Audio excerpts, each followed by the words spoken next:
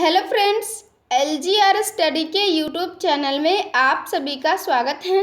दोस्तों, आज का यह वीडियो आप लोगों के लिए काफ़ी महत्वपूर्ण होने वाला है, क्योंकि आज के इस वीडियो में हम 12th बोर्ड परीक्षा के बेहतर तैयारी के लिए हिस्ट्री के मॉडल पेपर को देखने वाले हैं, जो काफ़ी महत्वपूर्ण है, क्योंकि सेम इसी तरह से ऐसा ही क्वेश्चन आपके बोर्ड एग्जाम में पूछा जाएगा।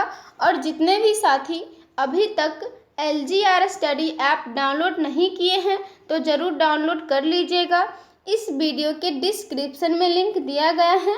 और दोस्तों, आप लोग को बता दें कि इस ऐप में आप सभी को VVI ऑब्जेक्टिव एवं VVI सब्जेक्टिव क्वेश्चन का PDF, मॉडल पेपर का PDF एवं ऑनलाइन टेस्ट बिल्कुल फ्री में मिलेगा। तो चलिए शुरू करते हैं आज का वीडियो। और दोस्तों, आप लोग को बता दें कि पहले हम लोग ऑब्जेक्टिव क्वेश्चन को देखेंगे, फिर सब्जेक्टिव क्वेश्चन को। तो चलिए शुरू करते हैं। आज का पहला महत्वपूर्ण प्रश्न, हड़प्पा सभ्यता की मुहर किस चीज़ की बनी है। इस प्रश्न के द्वारा पूछा जा रहा है कि हड़प्पा सभ्यता की मोहर जो है वो किस चीज़ की बनी है। लोहे, तांबे, कांस्य या सेल खड़ी। दोस्तों, आप लोग को बता दें यहाँ पे जो सही आंसर होगा डी आपका बिल्कुल ही सही आंसर होगा, क्योंकि हड़प्पा सभ्यता की मुहरें सेल खड़ी की बनी है। अगले प्रश्न की ओर बढ़ते हैं और अगला 2 नंबर प्रश्न है, बनावली किस राज्य में स्थित है। दोस्तों, आप लोग को बता दें यहाँ पे जो सही आंसर होगा ए आपका बिल्कुल ही सही आंसर होगा, क्योंकि बनावली जो है वो एक जगह का नाम है और वो हरियाणा राज्य में स्थित है। अगले महत्वपूर्ण प्रश्न की ओर बढ़ते हैं और अगला 3 नंबर प्रश्न है, लोथल किस नदी के किनारे स्थित है। दोस्तों, आप लोग को बता दें यहाँ पे जो सही आंसर होगा सी आपका बिल्कुल ही सही आंसर होगा, क्योंकि लोथल जो है वो भोगवा नदी के किनारे स्थित है। अगले प्रश्न की ओर बढ़ते हैं और अगला 4 नंबर प्रश्न है, सिंधु घाटी के निवासियों को किस धातु का ज्ञान नहीं था। सोना, चांदी, लोहा या तांबा। दोस्तों, आप लोग को बता दें इन सभी में से जो सही आंसर होगा बी आपका बिल्कुल ही सही आंसर होगा, क्योंकि सिंधु घाटी के निवासियों को चांदी धातु का ज्ञान नहीं था। अगले प्रश्न के बढ़ते हैं और अगला 5 नंबर प्रश्न है, हड़प्पा सभ्यता किस युग की सभ्यता है। इस प्रश्न के द्वारा पूछा जा रहा है कि हड़प्पा सभ्यता किस युग की सभ्यता है। दोस्तों, आप लोग को बता दें यहाँ पे जो सही आंसर होगा सी आपका बिल्कुल ही सही आंसर होगा, क्योंकि हड़प्पा सभ्यता कांस्य युग की सभ्यता है। अगले महत्वपूर्ण प्रश्न के बढ़ते हैं और अगला 6 नंबर प्रश्न है, हड़प्पा संस्कृति आधारित थी। इस प्रश्न के द्वारा पूछा जा रहा है कि हड़प्पा संस्कृति किस पर आधारित थी। व्यापार पर, कृषि पर, पशुपालन पर या शिकार पर। दोस्तों, आप लोग को बता दें यहाँ पे जो सही आंसर होगा ए आपका बिल्कुल ही सही आंसर होगा, क्योंकि हड़प्पा संस्कृति व्यापार पर आधारित थी। अगले प्रश्न की ओर बढ़ते हैं और अगला 7 नंबर प्रश्न है, हड़प्पा सभ्यता के लोग उपासना करते थे। इस प्रश्न के द्वारा पूछा जा रहा है कि हड़प्पा सभ्यता के लोग किसकी उपासना करते थे। विष्णु की, वरुण की, मातृ देवी की या इंद्र की। दोस्तों, आप लोग को बता दें यहाँ पे जो सही आंसर होगा सी आपका बिल्कुल ही सही आंसर होगा, क्योंकि हड़प्पा सभ्यता के लोग मातृ देवी की उपासना करते थे। अगले प्रश्न की ओर बढ़ते हैं और अगला 8 नंबर प्रश्न है, हड़प्पा सभ्यता का स्वरूप क्या है। ग्रामीण सभ्यता, शहरी सभ्यता, भोजन संग्राहक सभ्यता या कबीलाई सभ्यता। दोस्तों, आप लोग को बता दें इन सभी में से जो सही आंसर होगा बी आपका बिल्कुल ही सही आंसर होगा, क्योंकि हड़प्पा सभ्यता का स्वरूप शहरी सभ्यता है। अगले महत्वपूर्ण प्रश्न के बढ़ते हैं और अगला 9 नंबर प्रश्न है, हड़प्पा सभ्यता का सबसे बड़ा नगर कौन है। हड़प्पा, मोहनजोदड़ो, कालीबंगा या लोथल। दोस्तों, आप लोग को बता दें इन सभी में से जो सही आंसर होगा बी आपका बिल्कुल ही सही आंसर होगा, क्योंकि हड़प्पा सभ्यता का सबसे बड़ा नगर मोहनजोदड़ो है। अगले महत्वपूर्ण प्रश्न के बढ़ते हैं और अगला 10 नंबर प्रश्न है, हड़प्पा सभ्यता की सर्वप्रथम खोज की थी। इस प्रश्न के द्वारा पूछा जा रहा है कि हड़प्पा सभ्यता की सर्वप्रथम यानी सबसे पहले खोज किसने की थी। Alexander, Dayaram Sahni, Colonel Works या मैक्स मूलर। दोस्तों, आप लोग को बता दें यहाँ पे जो सही आंसर होगा बी आपका बिल्कुल ही सही आंसर होगा, क्योंकि हड़प्पा सभ्यता की सर्वप्रथम खोज दयाराम साहनी ने की थी। अगले प्रश्न की ओर बढ़ते हैं और अगला 11 नंबर प्रश्न है, हड़प्पा किस नदी के किनारे स्थित है? सिंधु, ब्यास, सतलज या रावी? दोस्तों आप लोग को बता दें यहाँ पे जो सही आंसर होगा डी आपका बिल्कुल ही सही आंसर होगा, क्योंकि हड़प्पा रावी नदी के किनारे स्थित है। अगले महत्वपूर्ण प्रश्न की ओर बढ़ते हैं और अगला 12 नंबर प्रश्न है, हड़प्पा सभ्यता की सबसे महत्वपूर्ण विशेषता थी। इस प्रश्न के द्वारा पूछा जा रहा है कि हड़प्पा सभ्यता की सबसे महत्वपूर्ण विशेषता क्या थी? नगर योजना व वास्तुकला, व्यापार, कला या पशुपालन? दोस्तों आप लोग को बता दें यहाँ पे जो सही आंसर होगा ए आपका बिल्कुल ही सही आंसर होगा, क्योंकि हड़प्पा सभ्यता की सबसे महत्वपूर्ण विशेषता नगर योजना व वास्तुकला थी। अगले प्रश्न की ओर बढ़ते हैं और अगला 13 नंबर प्रश्न है, हड़प्पा सभ्यता का प्रशासन था। इस प्रश्न के द्वारा पूछा जा रहा है कि हड़प्पा सभ्यता का प्रशासन कैसा था?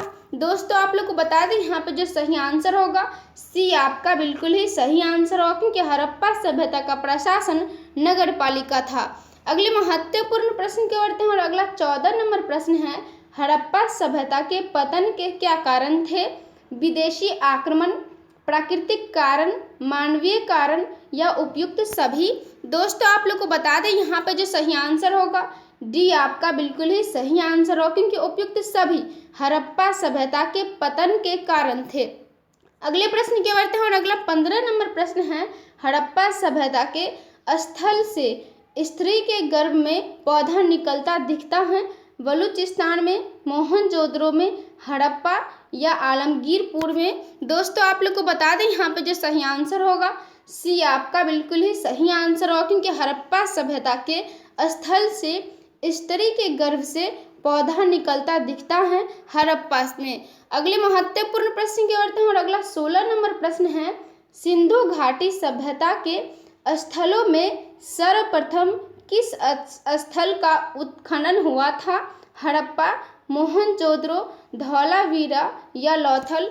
दोस्तों आप लोग को बता दें यहाँ पे जो सही आंसर होगा ए आपका बिल्कुल ही सही आंसर होगा, क्योंकि सिंधु घाटी सभ्यता के स्थलों में सर्वप्रथम यानी सबसे पहले हड़प्पा स्थल का उत्खनन हुआ था। अगले प्रश्न की ओर बढ़ते हैं और अगला 17 नंबर प्रश्न है, सिंधु सभ्यता में गोदीवारा का प्रमाण कहाँ से मिला? लोथल, कालीबंगा, राखी गढ़ी या बनमाली? दोस्तों आप लोग को बता दें यहाँ पे जो सही आंसर होगा ए आपका बिल्कुल ही सही आंसर होगा, क्योंकि सिंधु सभ्यता में गोदीवारा का प्रमाण लोथल से मिला है। अगले प्रश्न की ओर बढ़ते हैं और अगला 18 नंबर प्रश्न है, किस सिंधु स्थल से सूती कपड़े के साक्ष्य मिले हैं? कालीबंगा, रंगपुर, सुतकाजेडोर या मोहनजोदड़ो? दोस्तों आप लोग को बता दें यहाँ पर जो सही आंसर होगा डी आपका बिल्कुल ही सही आंसर होगा, क्योंकि मोहनजोदड़ो से सिंधु स्थल से सूती कपड़े के साक्ष्य मिले हैं। अगले महत्वपूर्ण प्रश्न की ओर बढ़ते हैं और अगला 19 नंबर प्रश्न है, मोहनजोदड़ो का उत्खनन किया था। इस प्रश्न के द्वारा पूछा जा रहा है कि मोहनजोदड़ो का उत्खनन किसने किया था? Dayaram Sahni, John Marshall, RD. Banerjee या आर.एस. विस्ट? दोस्तों आप लोग को बता दें इन सभी में से जो सही आंसर होगा सी आपका बिल्कुल ही सही आंसर होगा, क्योंकि मोहनजोदड़ो का उत्खनन आर.डी. बनर्जी ने किया था। अगले प्रश्न की ओर बढ़ते हैं और अगला 20 नंबर प्रश्न है, मोहनजोदड़ो किस नदी के किनारे बसा हुआ था? सिंधु नदी, रावी नदी, झेलम नदी या चेनाब नदी? दोस्तों आप लोग को बता दें यहाँ पे जो सही आंसर होगा ए आपका बिल्कुल ही सही आंसर होगा, क्योंकि मोहनजोदड़ो सिंधु नदी के किनारे बसा हुआ था। अगले प्रश्न की ओर बढ़ते हैं और अगला 21 नंबर प्रश्न है, मोहनजोदड़ो किस भाषा का शब्द है? इस प्रश्न के द्वारा पूछा जा रहा है कि मोहनजोदड़ो किस भाषा का शब्द है?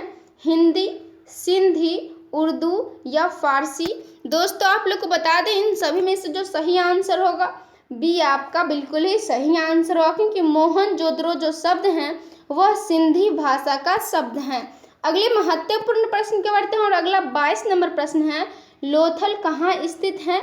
गुजरात, पश्चिम बंगाल, राजस्थान या पंजाब। दोस्तों आप लोग को बता दें यहाँ पे जो सही आंसर होगा ये आपका बिल्कुल ही सही आंसर होगा, क्योंकि लोथल जो है वो एक जगह का नाम है और वो गुजरात में स्थित है।